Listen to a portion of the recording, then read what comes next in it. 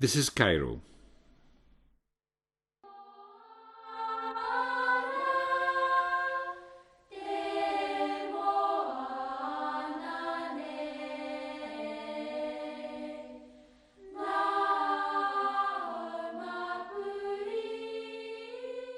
We're coming from Studio 3. My name is Dr. Amr Mabrouk. Dua Muhammad is at the control. And we are here with you for 1 hour. And today we have the great pleasure and honor to have with us Her Excellency Ambassador Louise Searle, the Ambassador of New Zealand to Cairo, a very seasoned diplomat who served her country in various posts and in different careers. She has got a master's degree in human rights, where she worked in human rights and preservation of human rights for some time. She has a degree as a Bachelor of Nursing, where she served as a certified nurse for critical care and coronary care units for almost 10 years. Then she got a post in the Foreign Ministry, where she served as the Deputy Chief of Mission for New Zealand in Saudi Arabia, and now the current ambassador to New Zealand in Egypt. This makes her a full-rounded person, a person who has seen for herself the agonies, the kindness, and the human touch of people. And for this reason, I think that the country could not have picked a better person for this post like her. That's why all her colleagues, her previous colleagues, which I had the honor of meeting them before, they all agreed and said Her Excellency Ambassador Louise Searle is a very unique diplomat and a very competent lady who really is a great pride of her country, New Zealand. Your Excellency, thank you very much for having the time to come to our program. We really appreciate that, and we really want to run away and ask a lot of questions about New Zealand. Well, thank you, Dr. Amr. It's a great pleasure to be here. I really appreciate the opportunity. Well, New Zealand is a distinguished country in the South Pacific Ocean, and because of its remoteness, it was one of the last lands to be settled by humans, as written in different sources. I think maybe 1250, that's the 13th century. How far is this statement true, madam? I think it's very true. I think geography plays a significant role in the history and identity of all nations, and this is especially true of New Zealand because of our remoteness. So we are a group of islands in the Pacific. Māori, the indigenous population of New Zealand, discovered Aotearoa, or the land of the long white cloud, New Zealand. They came in double-hulled canoes from East Polynesia, from the Austral Islands, Society Islands, the Southern Cook Islands. And in Maori tradition, these are often, these ancestral homelands are known as Hawaii. The first permanent settlement in New Zealand by Maori was between 1250 and 1300. The first European sighting that we know of was by Dutch explorer Abel Tasman in 1642, but he never landed. There was a bit of a skirmish, and they never landed. And then another 130 years almost passed before the next European contact, when British explorer James Cook in 1769 arrived in New Zealand off the back of British exploration in search of trade and empire. So when we think about countries around the world today, including Egypt with its long ancient history of civilization, our history must appear relatively new. So geography and our relative remoteness definitely played a role in New Zealand's story. And I think although we live in this interconnected world, I think that geography still plays a major part in our identity. We think of ourselves as a Pacific country. We have a strong indigenous culture, Māori culture, that's resilient and resurgent and integrated into our national identity. I often say to people, imagine you have a globe in front of you, and if New Zealand was in the middle of it, what would the world look like? You would see New Zealand, you would see us very close to our largest neighbour, which is Australia, and almost 4 hours by plane, right? Almost 4 hours by plane, and then reaching out into the Indo-Pacific, you'd see us in the community of a number of other small Pacific islands, you'd see a lot of ocean, a lot of Pacific Ocean. And then further down, you would see Antarctica. And I think when you look at, even in foreign policy, the issues that, New Zealand is concerned about, a lot of them kind of link back to that geography. Australia remains our one and only formal ally. We are the gateway to Antarctica through Christchurch. So many countries accessing Antarctica come through New Zealand. We have strong, policy interests in oceans and marine life. And of course, a lot of over 60% of our development program is in the Pacific. So again, that geography has played a part in the way that we've developed, but also in the way that we see ourselves and see the world. We have I think a large geographic area. Our land mass is slightly bigger than the United Kingdom. But compared to their 70 million population, we have just over 5 million. So we have a large land area and a small population. Well, this makes it also a very special thing that, for example, before we went on air, I was just asking you, how do you go back to Auckland? And you mentioned that it will take you a direct flight from Dubai to Auckland, and that would be 17 hours continuous flight. And I was just joking with you and say this has to be a business ticket.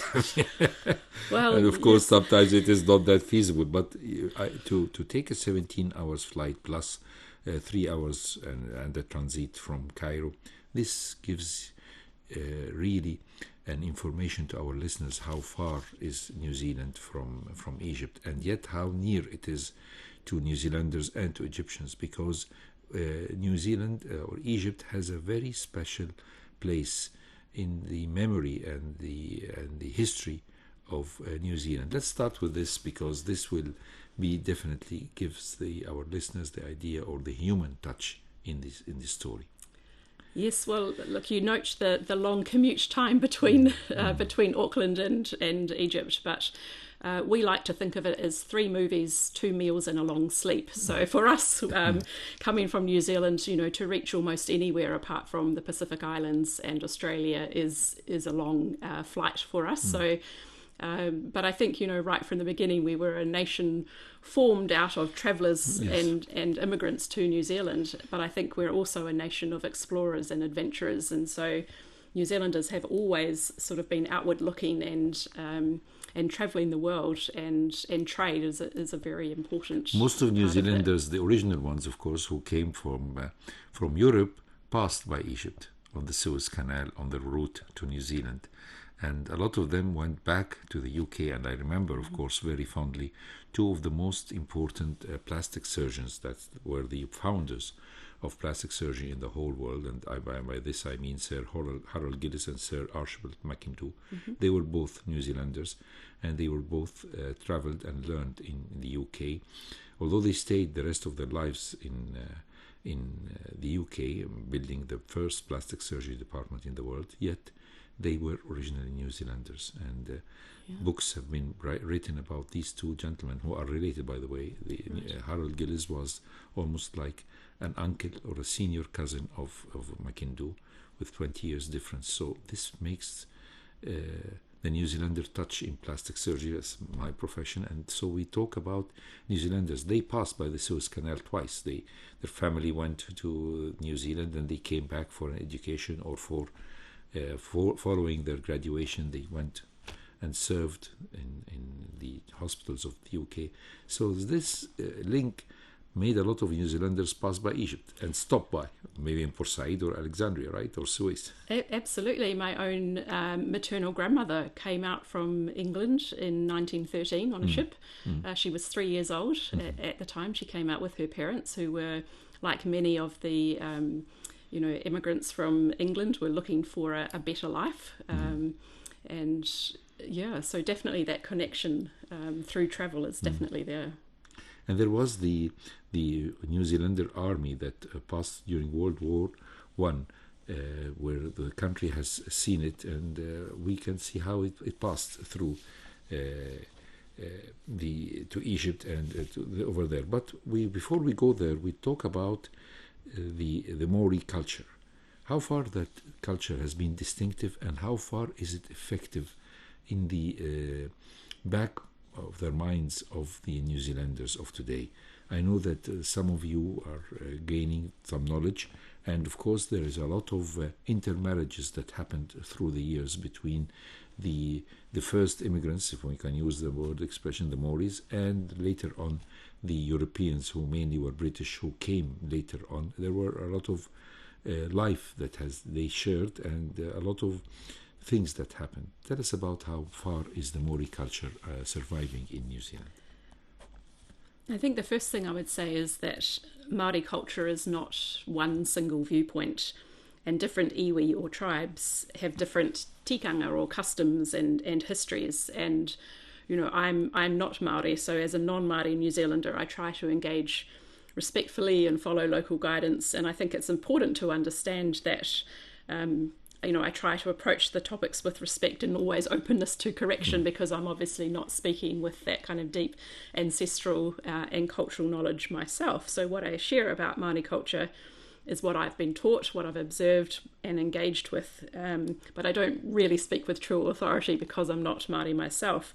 But it is true that elements of Māori culture are integrated into our national identity. So I think some of the things that I would highlight is a strong kinship structure.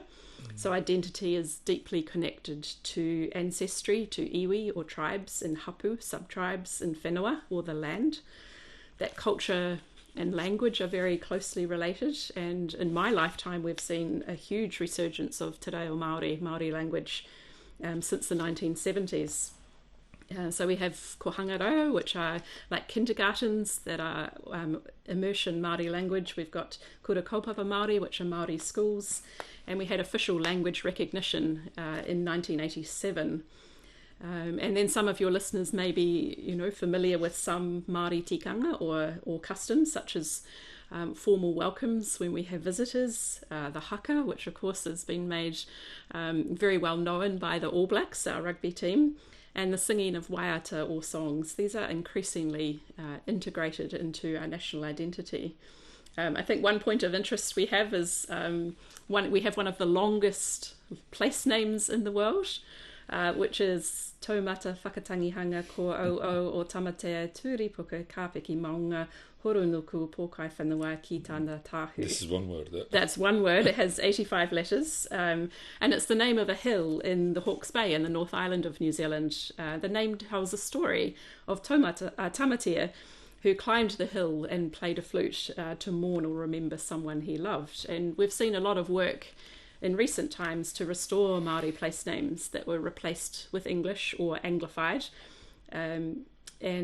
or mispronounced and misspelled.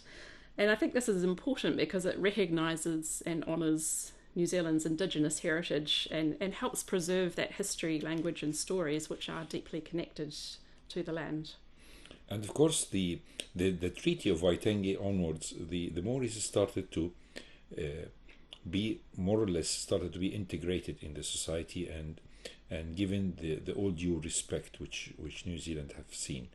But we mentioned the year 1907 as the year that New Zealand became a dominion, yet Gallipoli remains as an important milestone in the national history of the country. So what makes Gallipoli special? I mean, it was a grave mistake done by Winston Churchill, thinking that he is going to end the war on the Eastern Front by making Istanbul falls in the hand of the Allies, and by arranging a very big Navy contingent of Australians and New Zealanders to attack this peninsula, and thinking they will be a promenade, and it was not. So what makes this very special in the history of New Zealand? So you're right, New Zealand became a dominion in 1907. So that was when the British government formally changed the status from a colony. This meant New Zealand gained greater recognition as a self-governing nation within the British Empire, while still remaining loyal to the British Crown. In practice, New Zealand already controlled most of its own domestic affairs before 1907, but this dominion status symbolised increasing political maturity and autonomy, similar to what Canada and Australia were developing at the same time. And Britain still retained influence over foreign affairs at that stage and constitutional matters for some decades afterwards. And we didn't actually achieve full legislative independence until 1947. But you're right, Gallipoli in 1915, which we commemorate together with Australia on Anzac Day every 25th of April, was really a turning point for New Zealand and our national identity. For our two young nations, that military campaign became a defining moment, marking, I think, the emergence of national identities that were forged in courage, sacrifice, and an enduring commitment to one another. And we see that in that Australia is our only formal ally to today that has lasted. Of course, commemorating Anzac Day here in Egypt holds very special significance for us because it was here that Australian and New Zealand troops first trained together and forged those bonds and shared purpose and began to form this, what we call the Anzac spirit, that would later carry them to Gallipoli and beyond. So it was the first major overseas conflict in which New Zealanders and Australians fought together with this identifiable national forces. Their shared identity, I think it made participation visible to themselves but also to others as coming from these two young nations with their own particular character and values. Over 18,000 New Zealanders died in or because of World War One. Yes. The population of New Zealand at that time was only 1.1 million, so that's around 1.6, 1.7% of the total population. So if you mapped that against that percentage against Egypt today, that would be like Egypt losing around 1.9 million citizens. So the scale of their sacrifice mattered, and losses were deeply felt at home, where we had small populations that meant almost every town, every workplace, every church, every marae, iwi, sporting club, someone knew someone who had been killed or wounded. That's mainly particularly in Gallipoli and elsewhere as well. Particularly in Gallipoli. So, for example, on the corner of my own street in Lower Hutt in Wellington, we have an Anzac memorial tree, and this is a beautiful old Pahutakawa tree, which is also known as the New Zealand Christmas tree because it has beautiful red flowers that just come out in December. And that's recognised as the oldest Gallipoli memorial in New Zealand, this beautiful tree planted on the 11th of July 1915 to honour soldiers and to mark what was then still an ongoing Gallipoli campaign. And it's like a living reminder of the consequences of a war that touched a tiny community. There's only 4,000 people in this community today, but more than 17,000 kilometres away, so forever binding people to. And most of them are buried in Gallipoli, and that's why it's a tripartite memorial served every year. Correct. Between the Turkish, the New Zealanders, and the Aztecs, and of course, a lot of work has been done with the writings and the letters that these young lads sent home, and telling about their experience. And later on, there was another window on the opposite side when the archives were open, the Ottoman archives were open, and letters from these soldiers, the Turkish soldiers, to their families were published.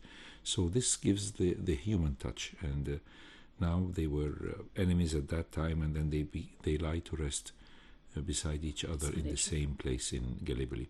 So when we talk about this, the bond that happened, some of these soldiers were transferred wounded to Egypt, and some of them unfortunately succumbed to their wounds, and they were buried in Egypt. So this is another connection. They had their training in Egypt, and then they went to Gallipoli. Some of them returned as wounded, and some of them survived, and others perished and were buried in Egypt, right? That's correct, and we have over 3,000, around 3,000 New Zealanders buried in Egypt. Actually, the majority of them are from World War II. So we had more than 70,000 New Zealanders come through Fernleaf Camp in Māori. So a lot of the training, and we had nurses who served as well. And then we, like you say, some fought in Alamein, some fought in the Western Front, and some were injured and recovered here. And yes, 3,000 of them remain here, and their graves are wonderfully looked after by the Commonwealth War Graves Commission, who we're very grateful for, because it is difficult even today for families to know that they've got loved ones buried overseas. But I think having that understanding and being able to come and visit and see the respect that continues to be shown to those who fell is very, very important. It's very touchy. War is difficult and war is bad, definitely. When we talk about New Zealand, it's a developed country. New Zealand ranks highly in the international comparisons of national performance, such as quality of life, health, education, protection of civil liberties, and economic freedom. What is the secret of this success, madam? You're right. I think we're consistently rated near the top of global rankings, particularly for low corruption and high transparency, for peace and for safety, for political rights and civil liberties, for rule of law and government transparency, for ease of doing business and economic freedom, human development and quality of life, gender equality and livability and happiness as well. But I don't think there's a single secret. I think our strong international rankings tend to come from a combination of geography and political culture, institutions and social norms that reinforce each other over a long period. So you see stable democratic institutions, a representative government, independent judiciary, a professional public service, and peaceful transitions of power. These, I think, support strong rule of law and low corruption. There's generally high trust in public institutions. Small population sizes and political transparency makes misconduct more difficult to hide, perhaps. And social reforms. New Zealand was the first country in the world to grant women the vote in 1893.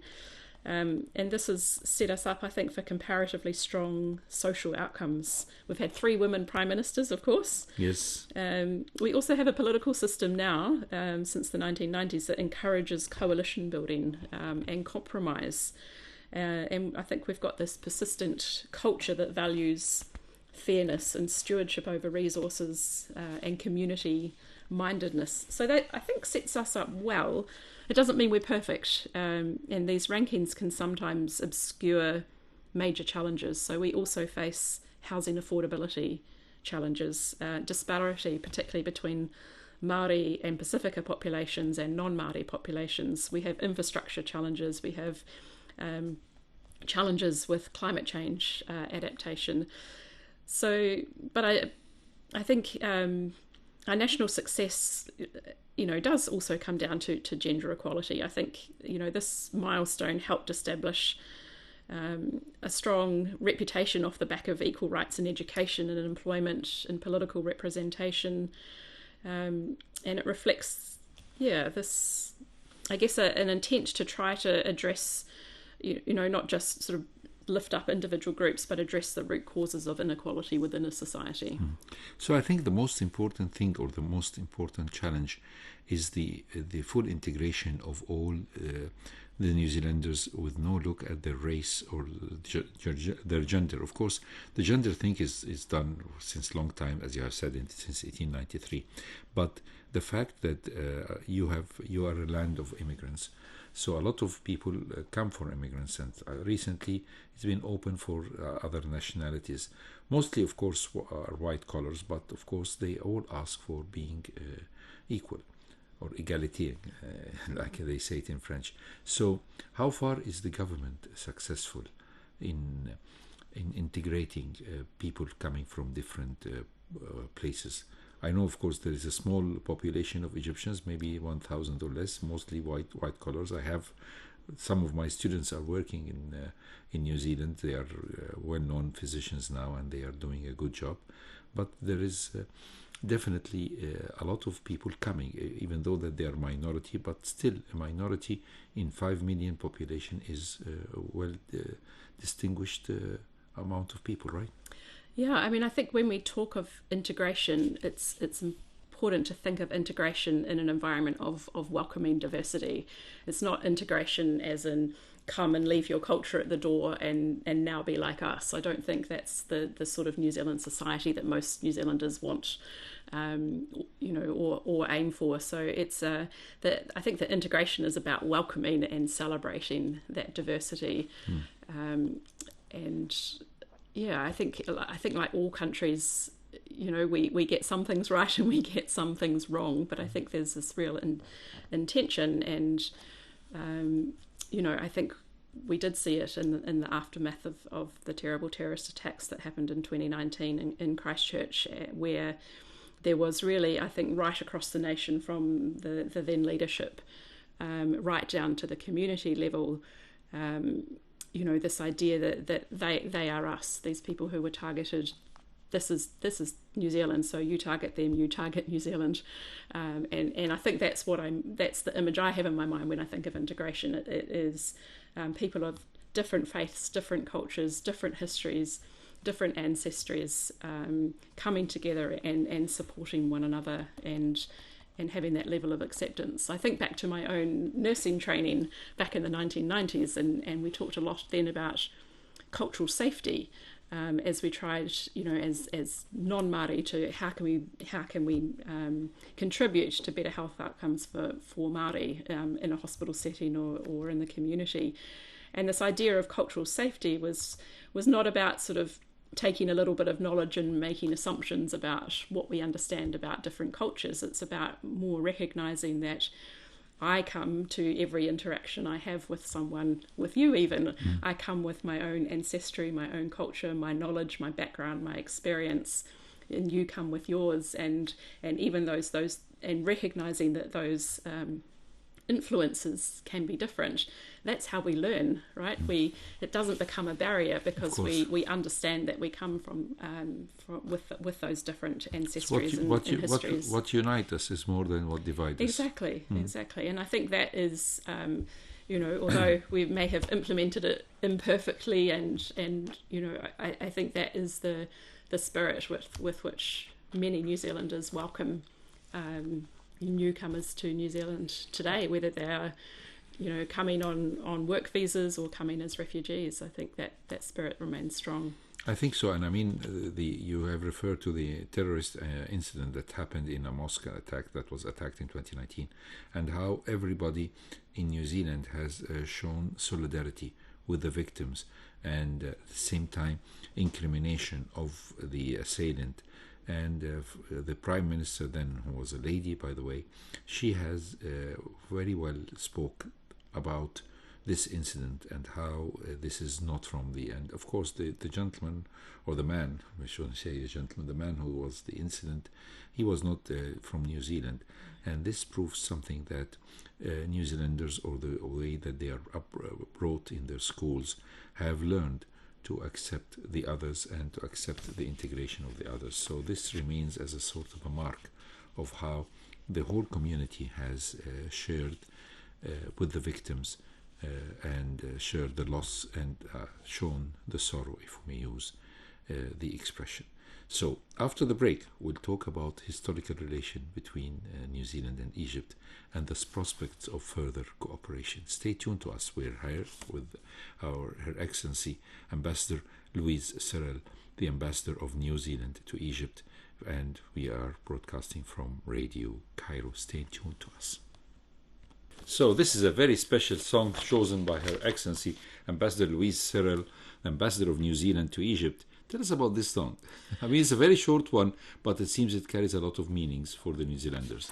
Yes, so we talked before about waiata, or the importance of songs, and this waiata is called Poa Ataro, and it's very famous in New Zealand because it was often sung to farewell, particularly the Māori battalion soldiers as they left New Zealand shores to come over to Egypt and then on to the war theatres. So it's a song of farewell. It's a sad song, but I also chose it because it has got a little bit of popularity recently, because it has is the song that comes at a pivotal scene in a Ryan Gosling movie that's been released in 2026, which is the Hail Mary Project, a song about being in space. And if your listeners watch that movie, then at the climax of the movie, you can listen out for that. So waiata. It's a science fiction movie, but it has it's a science fiction movie, but it has it's Poa Ataro.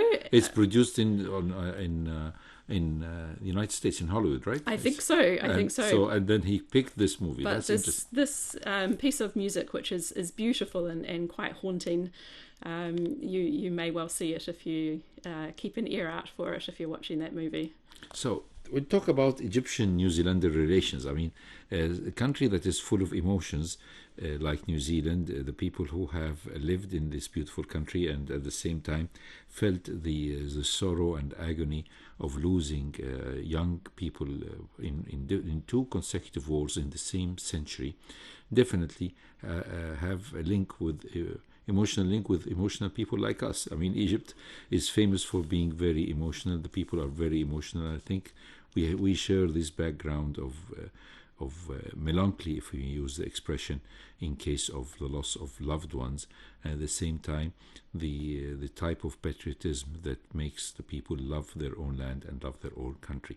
So this makes our relationship very strong. So tell us about the relation between Egypt and New Zealand. We've been having an embassy since 2007, right? Yes, so we opened in 2006, and then it was formally opened by our former Prime Minister Helen Clark in 2007.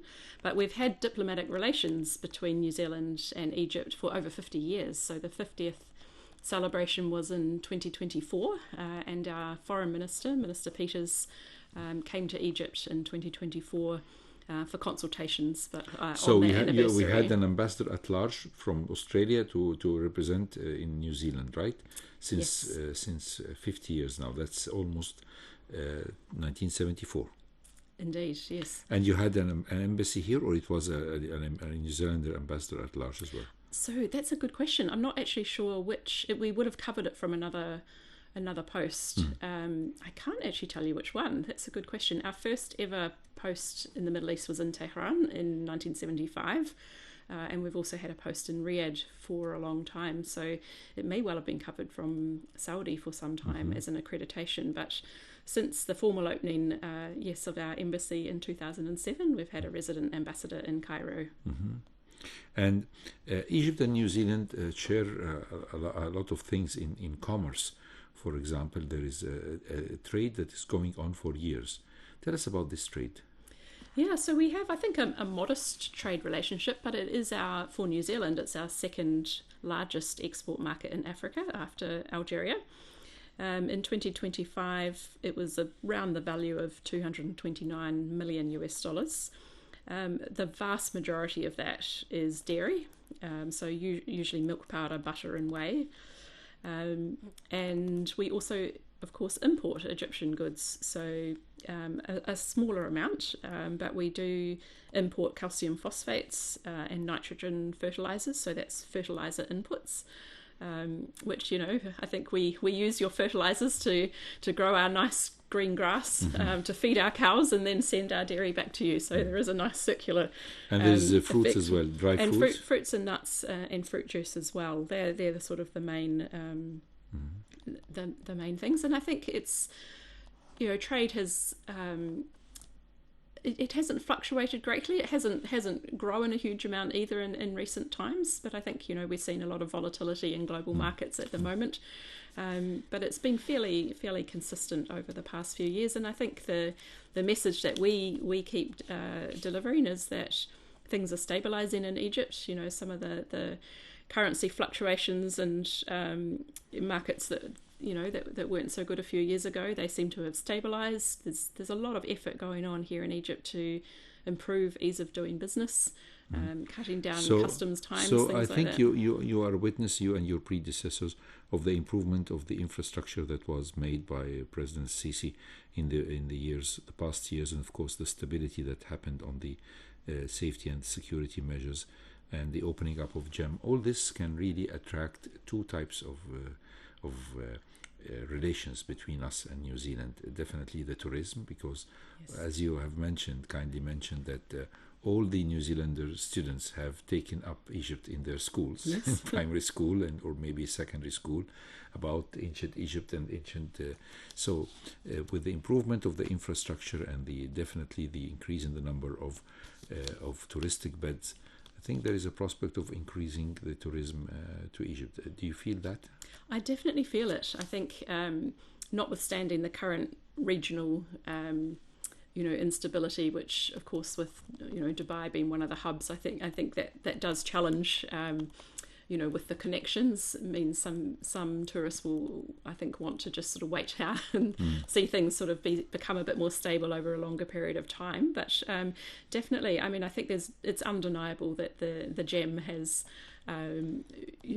created a new hunger, I think, for people to come to Egypt. Even those that have come before, there's now another reason to come back. Because the proximity to the pyramids. And I think yes. Your tourists are not seashore tourists, because you already have a lot of shores and a lot of oceans around you, but mostly they will come for cultural visits of the pyramids to make a dream come true. It definitely is in the bucket list of a lot of people. You have said that when you were serving in Riyadh, you snatched 5 days to come to Egypt with your family to see the pyramids for yourself, and you've seen the museum in Tahrir, and you have seen the museum in the Civilization Museum. So in a very short period you were able to do that. So I think a lot of New Zealanders are sharing this dream in their bucket list, right? Absolutely. I mean, my father's 81, and next year he will come to visit Egypt for the very first time, partly because we are here, but also because it's always been there as one of those countries that he would love to visit. And I think, I think we'll just see those tourist numbers grow even further. And how about the investment? There is a prospect of investment of New Zealander businessmen in Egypt, especially with for example, the Suez Canal, or Egypt as a sort of a key or a cornerstone for trade in Africa.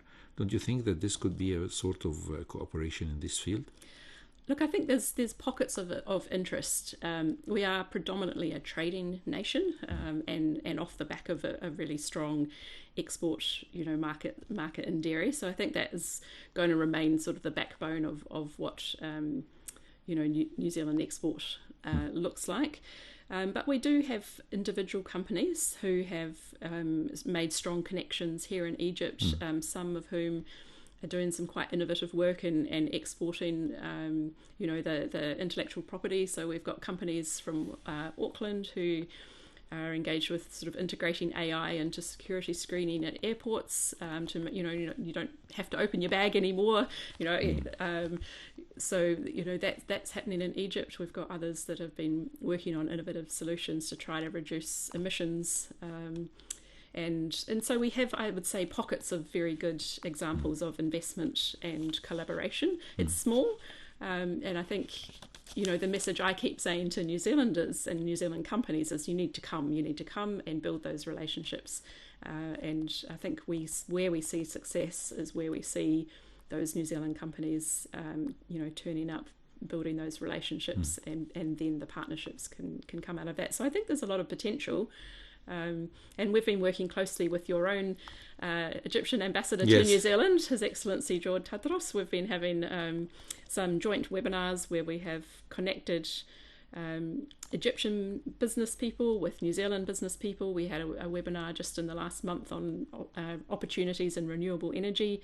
So I think a lot of it is actually just about creating that space for people to meet, to engage, and it's up to the private sector to make those take those connections. We can sort of open the doors and make the connections, and then it's up to those private sector entities to take it further. Yes, and of course on the political level, I think your leadership has been always positive about the relationship between considering Egypt as a pillar of stability, and at the same time our president and his government are the supporters of peace in the Middle East. And I think this we are, as we can say, the transmitting on the same wavelengths with your leadership, whatever the party who's in charge now, as mostly they are coalitioned, as you have mentioned. So this is more or less like a stable political cooperation, right? I think the most visible sign of that is New Zealand's continued support for the multinational force and observers in the Sinai. That we've provided consistent support for 44 years now since its inauguration. I have visited North Camp last month and South Camp. We had our troop contingent changeover ceremony there, and I think it's the MFO is such an interesting peacekeeping organisation and quite unique. I think in some ways its success has been down to the narrowness of its mandate, the trust that has been built with it being a neutral party. It's just there to monitor, to report, to facilitate that communication. And I think it's a testament to the MFO and the strength of being able to sustain that peace treaty, throughout many turbulent years and Yes. otherwise a lot of regional instability. And that's incredibly important, never more so, I would say, given all the challenges in the wider region at the moment. So I think that is probably the best expression of that ongoing commitment that the New Zealand government has to peace and security in Egypt and in the region. Of course, and definitely before we leave, we have to talk about your personal experience in Egypt and your dreams to fulfill. I mean, you've been here for 1 year. You now have studied a lot of prospects of cooperation between Egypt and New Zealand. What are your aspirations for your tenure here to search for and get? And of course, then we'll talk about your personal aspirations. But let's talk about your professional aspirations. What do you want to work on in the next period of time? Look, I think a key thing for me is to keep building that trade and economic relationship. We've got a good solid baseline there, if you will. But I do see a lot of opportunity, and I think the more that I think I've got work to do to communicate some of the positive changes that we're seeing, and again just creating these opportunities, talking to the private sector, working with our colleagues from Trade and Enterprise New Zealand, who work with specific companies in new markets. So that's definitely something that I would like to see. We've got some senior officials coming later in the year for talks with the Ministry of Foreign Affairs, and they're always an important milestone, just an opportunity to get those senior officials together face to face and have exchanges. And they're very valuable, not only just to talk about Egypt and New Zealand, but it's very important for New Zealand down in the Pacific, who have interests in Middle East peace, to be able to hear directly from Egypt and your perspective as a regional leader. So I think just continuing to build on the work of my predecessors and to be able to hand over to whoever comes next with a relationship that's in a good state, which I think it absolutely will be. Definitely, we hope you're the best. I mean, there are some Egyptians who are living there. You say that, of course, it's not like a big community like the one in Australia, but at least you can feel their presence. I know, as I told you before, 2 of my students are working there, but I think more are there working in different white-collar jobs, whether they are doctors, engineers, or lawyers. And I think it's a good reputed community, even if it's small, right? Very much so, yeah. No, I think it's a very valuable part of the community. And I mean, of course, we would love more people from Egypt to visit New Zealand. A lot of people think it's very far, but if you're coming as far as Australia, it's only another 4 hours. That would be our key message. That's very very nice to say. And I think that you have done some of your visits here in Egypt. You visited other places. You went to Siwa or not yet? And you went to... I've not been to Siwa. My son has been to Siwa. He's in school, and they had a school trip to Siwa. My daughter's been to Luxor. I've been from Alamein to Aswan and across to the Sinai and to Hurghada and Soma Bay. So my intention in the next year is to get around some of those other parts of Egypt that I haven't yet had the opportunity to visit. There's so much to see. I think you could do a 10-year posting and still not see everything in Egypt. But, exactly. I totally agree with you. But you have to promise that you have to write a book in the end. Someday, I mean, someday. That would be great. Yeah. No, I think this would be very interesting. The personal experience of a diplomat in Egypt will definitely bring a lot of interesting novel information to the readers with somebody with your background in different aspects. So we can go on talking forever about New Zealand and Egypt and New Zealand and Egyptian relations, and we are so confident that you and your counterpart, Ambassador, His Excellency Ambassador George Tadros, in the Egyptian ambassador to New Zealand, are doing a great job to help to improve our relations and getting it better to more strategic cooperation, not only in the fields of economy, but also in the fields of pushing forward the peace in the Middle East, with Egypt as a strong leader devoted to this really important mission. Your Excellency, Ambassador Louise, Searle, thank you very much for having the time to come to our program. We really appreciate your time and your effort, and we really are wishing you a great hope and good luck in your prestigious post. Thank you so much. It's been a great pleasure to be here with you. Hopefully you promise to come back again. Inshallah, I will do that, definitely. Well, with this, we come to the end of our program. My name is Dr. Amr Mabrouk. Dua Muhammad was at the control. Stay tuned always to Radio Cairo, and we'll be promised to come back again, same time, same station. And this is Cairo.